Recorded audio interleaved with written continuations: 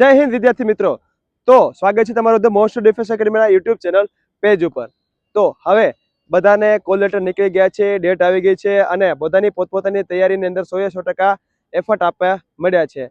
જે લોકોએ થોડોક વહેલા તૈયારી કરી છે એ લોકો ધીરે ધીરે પોતાની પ્રેક્ટિસ સુધારી રહ્યા છે અને જે લોકોએ બસ હવે જસ્ટ નજીક છે એવી રીતે કરીને તૈયારી સ્ટાર્ટ કરી છે એ લોકો હવે ખેંચમ ખેંચ કરી અને પોતાના ટાઈમને કવર કરવાનો પ્રયત્ન કરશે।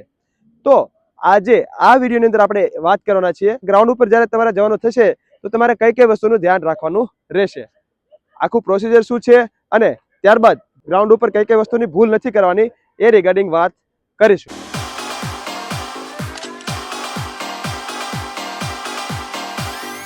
તો શરૂઆત કરીએ ગ્રાઉન્ડના પ્રોસિજર। તો તમારે મોર્નિંગની અંદર જે તમારા સ્લોટની અંદર જવાનું હશે ત્યારે જવાનું, ત્યારબાદ તમને ત્યાં લાઈનની અંદર બેસાડવામાં આવશે। બીજી કોઈ એક્સ્ટ્રા વસ્તુ જે ડિજિટલ હશે, ક્લોક કે ETC એ બધી વસ્તુ તમારી પાસેથી લઈ લેવામાં આવશે અથવા તો તમને મુકાઈ દેવામાં આવશે। આ વસ્તુ થશે અને ત્યારબાદ તમને બેસાડી અને તમને ચેસ્ટ નંબર આપવામાં આવશે। ત્યારબાદ તમને તમારા પગ ઉપર ચીપ બાંધવામાં આવશે। ત્યારબાદ તમને અંદર તમારું જે આઈડેન્ટિફિકેશન કરવામાં આવશે, તમારું ચીપનું રજીસ્ટ્રેશન કરવામાં આવશે, તમારું આઈડી કાર્ડ ચેક કરવામાં આવે, આધાર કાર્ડ લઈ જાજો અને કોલ લેટર લઈ જાજો, વધારે કોઈ વસ્તુની રિક્વાયરમેન્ટ નહીં। અને ત્યાં સુધી તમે પ્રોપરલી તમારું જે ઓરિજિનલ આધાર કાર્ડ હોય છે એ જ લઈ જજો, તેથી તમને આગળ કોઈ બીજી તકલીફ પડે નહીં।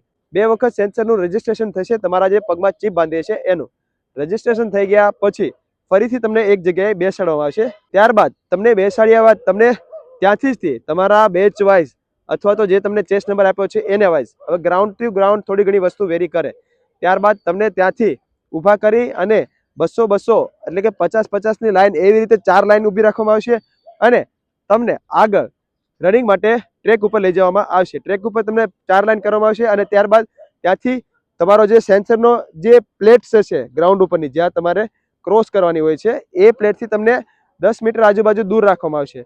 પછી ટાઈમની સાથે તમને ગો કરવામાં આવશે। તમારો પગ સેન્સરની નજીક જશે, એ પટ્ટાની નજીક જશે અને તમે ક્રોસ કરશો એટલે તમારો ટાઈમ કાઉન્ટ થવાનો શરૂ થઈ જશે અને તમારું રનિંગ ત્યાંથી સ્ટાર્ટ થઈ જશે અને તમારો ટાઈમ કાઉન્ટ થઈ જશે। તમે જે રીતે એ પટ્ટા પરથી ક્રોસ થશો એ રીતે તમારા મેજરમેન્ટ થતું રહેશે અને કાઉન્ટિંગ એની પરથી થશે અને તમારા જે સેન્સર છે એ પ્રમાણે થશે અને લાસ્ટમાં તમારે રાઉન્ડ કમ્પ્લીટ થશે એટલે તમને બેસાડવામાં આવશે, ભેગા કરશે। તમારા રાઉન્ડ કમ્પ્લીટ થાય એટલે તમને એક સાઈડ જગ્યા આપશે કે તમારે કમ્પ્લીટ થઈ ગયું એટલે તમને બાજુમાં બેસાડી દેશે। ત્યારબાદ બધાને કમ્પ્લીટ થઈ ગયા પછી તમારી બેચને કમ્પ્લીટ થાય એટલે એક બાજુ બેસાડી દેશે। પાસ થયા એ લોકોને અલગ કરશે, ફેલ થયા લોકોને અલગ કરશે, સિગ્નેચર લેશે, ફેલ થયા લોકોને પછી ત્યાંથી રજા આપશે, પાસ થયા એ લોકોને PST થશે કમ્પ્લીટ। પહેલા તમારો ટાઈમિંગ જે હશે એની ઉપર સિગ્નેચર લેવામાં આવશે, પછી ચેસ્ટ ને મેજરમેન્ટ જે હાઇટ ચેસ્ટ મેજરમેન્ટ કરવામાં આવશે એ વસ્તુ કમ્પ્લીટ થશે અને પછી તમને જે પેજ ઉપર છે તમને PST નો સિક્કો મારી અને પછી જવા દેવામાં આવશે। ટેસ્ટ પાસ થશે ત્યારે PET નો સિક્કો લાગશે અને તમે આખું સ્ટાન્ડર્ડ ટેસ્ટ બધી જ કમ્પ્લીટ થઈ જાય ત્યારે તમને PST નો સિક્કો મારવામાં આવશે। આ આખી પ્રોસિજર છે। ધ્યાન રાખવાની વસ્તુ, પહેલી વસ્તુ તમારે ટાઈમે પહોંચી જવાનું છે।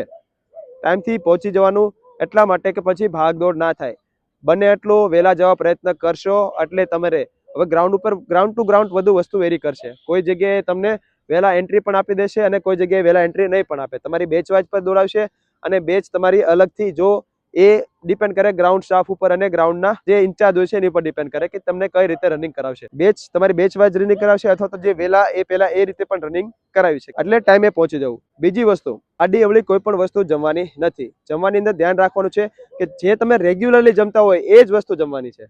કોઈ કાઠિયાવાડી ભાષામાં કહીએ તો કોઈ અખતરા કરવાના નથી કે આ વસ્તુ ખાવાથી એનર્જી વધી જાય, આ વસ્તુ ખાવાથી દોડાઈ જાય, મારા પહેલે વખતે આ મિત્રે આ ખાધું તો દોડી ગયો, તો આ વસ્તુ ખાઈ ગયો। જે તમારા બોડીને વસ્તુ શૂટ કરે છે, જે તમે રેગ્યુલરલી ખાઓ છો એ જ વસ્તુ તમારે કન્ઝ્યુમ કરવાની રહેશે। એ સિવાયની કોઈ પણ વસ્તુ ટ્રાય નહીં કરતા, રિક્વેસ્ટ છે તમે આ વસ્તુનું ધ્યાન રાખજો। ત્રીજી વસ્તુ છે, જો તમે શૂઝ પહેરીને દોડવાના હોય તો શૂઝ તમારા એટલીસ્ટ 7 દિવસ આજુબાજુ પ્રેક્ટિસ કરેલા હોવા જોઈએ। 1 વીક તમારે એ શૂઝ સાથે પ્રેક્ટિસ કરેલી હોય અને તમે ત્યાં દોડશો તો તમને હેબિટ પડી ગયેલી હોય કે તમારા આ શૂઝ તમારી પ્રેક્ટિસ થઈ ગયેલા છે।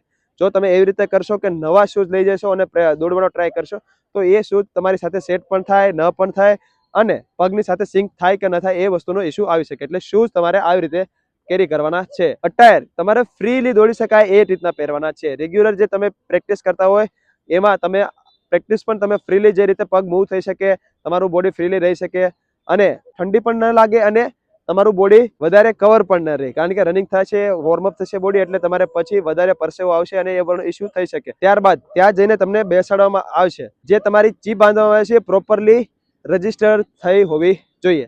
એ ઓટોમેટિકલી બધી વસ્તુ કમ્પ્લીટ થાય છે, પણ જે તમે વેરીફાઈ કરીને ચીપ વેરીફાઈડ જે તમારે સ્ટેમ્પ મારવામાં આવશે એ વસ્તુ બધી વસ્તુ ચેક થઈ જવી જોઈએ. હવે આવે છે ગ્રાઉન્ડમાં આપણે એન્ટર થઈ ગયા. રેડી? જ્યારે તમે ચીપ તમારું રજીસ્ટ્રેશન થઈ ગયું અને આધાર કાર્ડ ને એવું બધી વસ્તુ તમારું આઈડેન્ટિફાઈ કરી અને તમને નીચે અંદર બેસાડવામાં આવ્યા, ત્યારે તમને રબર આપવામાં આવશે. આ રાઉન્ડ જ્યાં જેટલા હશે એ પ્રમાણે તમને રબર આપવામાં આવશે. તમારે 12 રાઉન્ડ હશે તો 12, 13 રાઉન્ડ હશે તો 13. તમારા હાથમાં રબર નાખવાનું છે. પેલા ધ્યાન રાખવાનું, 10 રાઉન્ડ 10 આંગળીમાં નાખી દેવાના. પછી બે આંગળીની અંદર એન્ટર કરવાના. ધારો કે આ છે, અહીંયા બધામાં સિંગલ છે બધા જ આંગળીમાં, એટલે 10 થઈ ગયા. 12 હોય તો એક રબર આ બે આંગળીમાં, એક રબર આ બે આંગળીમાં, બે આંગળીમાં ભેગી કરીને આવી રીતે રાખશો એટલે તમને પહેલા આઈડિયા રહેશે કે તમારે એ રબર કાઢવાનું છે. એટલે એ થઈ ગયું, પછી બીજું કાઢી દેવાનું, પછી બધે સિંગલ આંગળીમાં છે એવી રીતે. અને રબર થોડું ચેક કરી લેવાનું કે ભાઈ તૂટી જાય એવું નથી. એ ઘણી વખત થાય છે કે તમે દોડતા હોય અને ઇઝીલી તૂટી જાય એવું હોય, બ્રેકેબલ હોય તો ચેક કરી અને રબર યુઝ કરવાના, તૂટી જાય એવું હોય તો ચેન્જ કરી લેવાનું. એટલે આ વસ્તુનું થોડુંક ધ્યાન રાખવાનું કે રબર તમે કમ્પ્લીટલી સરખું યુઝ કરો. હલકું એવું વોર્મઅપ ને સ્ટ્રેચિંગ કરી લેવાનું. હલકું એવું વોર્મઅપ ને સ્ટ્રેચિંગ એટલા માટે કે જો તમારે પ્રોપરલી વોર્મઅપનો ટાઈમ મળે, તમને કહે કે વોર્મઅપ કરી લ્યો, આવી રીતે જમ્પ કરી લ્યો, તો થોડુંક એવું જમ્પિંગ, થોડુંક એવું પગને જે સ્ટ્રેચ કરી આપણે જે નોર્મલ ગ્રાઉન્ડ ઉપર તમે કરતા હોય એ બધી વસ્તુ કરી અને પછી રનિંગ કરવાનું સ્ટાર્ટ કરવાનું. ભાઈ હવે તમને ગો કરવામાં આવશે ત્યારે તમારે એ જે પટ્ટા મૂકેલા છે સેન્સરના જે પટ્ટા છે એને ફટાકથી જલ્દીથી ક્રોસ કરી લેવાના છે. બહુ આરામથી નથી જવાનું, કારણ કે ટાઈમ સેન્સ ત્યાંથી સ્ટાર્ટ થઈ જાય. આપણે સેકન્ડો પણ બગાડવાની થતી નથી. એવી રીતે ગો થઈ જવાનું છે. હવે તમારું રનિંગ સ્ટાર્ટ થઈ ગયું. હવે રનિંગ દરમિયાન કઈ વસ્તુનું ધ્યાન રાખવાનું છે? આ બધી વસ્તુ રનિંગ પહેલાની હતી. હવે રનિંગ દરમિયાન કઈ વસ્તુનું ધ્યાન રાખવાનું છે? રનિંગ દરમિયાન તમારે લોકોએ સ્ટાર્ટિંગની અંદર ફૂલ સ્પીડથી દોડવાની પ્રયત્ન નથી કરવાનો. ઘણા બધા વિદ્યાર્થીઓ ત્યાં પ્રેક્ટિસ વાળા આવતા હશે, એ લોકો પોતાની સ્પીડ ગેઇન કરશે, અને અમુક વિદ્યાર્થીઓ છે એ માત્ર ને માત્ર દોડવા માટે આવ્યા છે, ટ્રાય કરવા માટે આવ્યા છે. એવા વિદ્યાર્થીઓ તમને જોવા મળશે. એ લોકો 2 રાઉન્ડ 3 રાઉન્ડ ફૂલ સ્પીડથી દોડી અને પછી બાજુમાં વોકિંગ કરતા જોવા મળશે.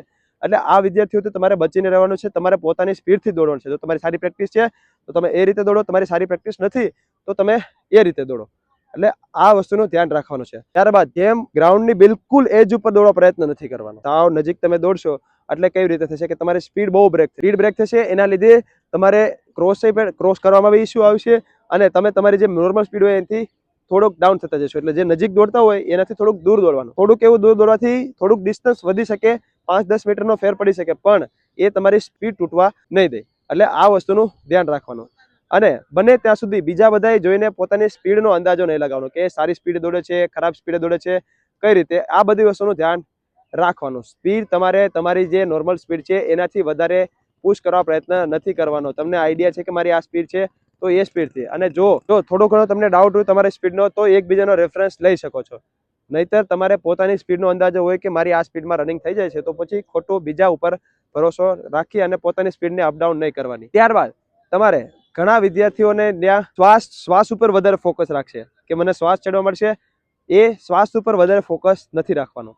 તમારે ફ્રીલી બધા જ રનિંગ કરે છે એમની ઉપર ધ્યાન દેવાનું છે. તમારા સ્ટેપ ઉપર ધ્યાન દેવાનું છે. જેટલું બને એટલો ટાઈમ કવર કરવા પ્રયત્ન કરતા હોય એ લોકો સાથે રહેવા પ્રયત્ન કરવાનો છે. બીજા ત્રીજા રાઉન્ડ પછી, ત્રીજા રાઉન્ડથી ચોથા રાઉન્ડ પછી તમે બધાની હારે ક્રોસ કરવાનું સ્ટાર્ટ કરી દેવાનું. 2 રાઉન્ડ સુધી કોઈની હારે કોમ્પિટિશન નહીં કરવાનું. શ્વાસ ઉપર તમે જેટલું ધ્યાન આપશો એટલો તમને શ્વાસ વધારે ડિસ્ટર્બ કરશે કે મને શ્વાસ ચડે છે. કોઈ પણ ઇવન પેટની અંદર આંટી જો ચડે છે તો પણ તમારે મુઠ્ઠી વાળી લેવાની જોરથી, આવી રીતે.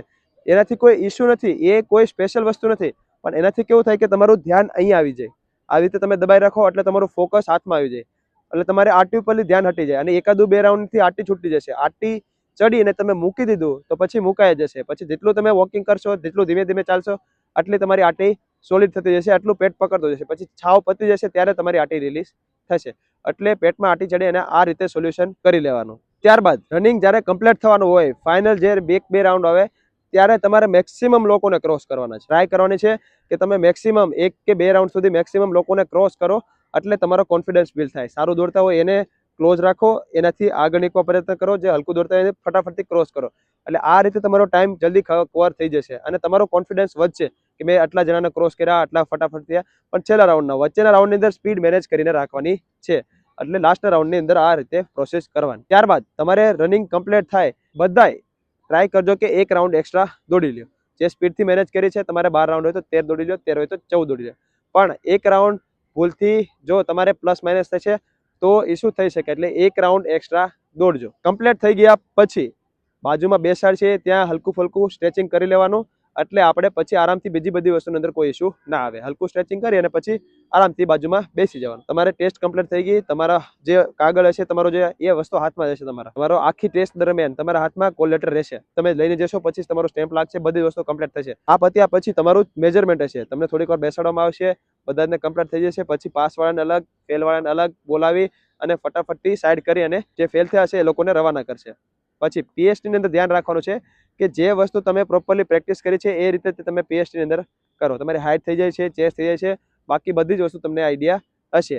એટલે આ મેજર વસ્તુ ધ્યાન રાખવાની છે. અને તમારે સાઇન કરતી વખતે બધી વસ્તુ ચેક કરી લેવાની છે કે હા આ વસ્તુ ક્લિયર છે, મારે આ વસ્તુ ટેસ્ટ મારે ક્લિયર છે, આ મારો ટાઈમિંગ છે. એટલે એ બધી વસ્તુ છેલ્લે ચેક કરી અને પછી તમારે ત્યાંથી નીકળવાનું છે. તો આ હતું આખું ટેસ્ટનું પ્રોસિજર અને ટેસ્ટમાં ધ્યાન રાખવાની વસ્તુ. તે બીજા કઈ પણ પ્રકારના ક્વેશ્ચન હોય તો તમે નીચે કમેન્ટ કરી દેજો, આપણે એના આન્સર આપી દઈશું. મળીએ નેક્સ્ટ વિડીયોમાં. જય હિન્દ.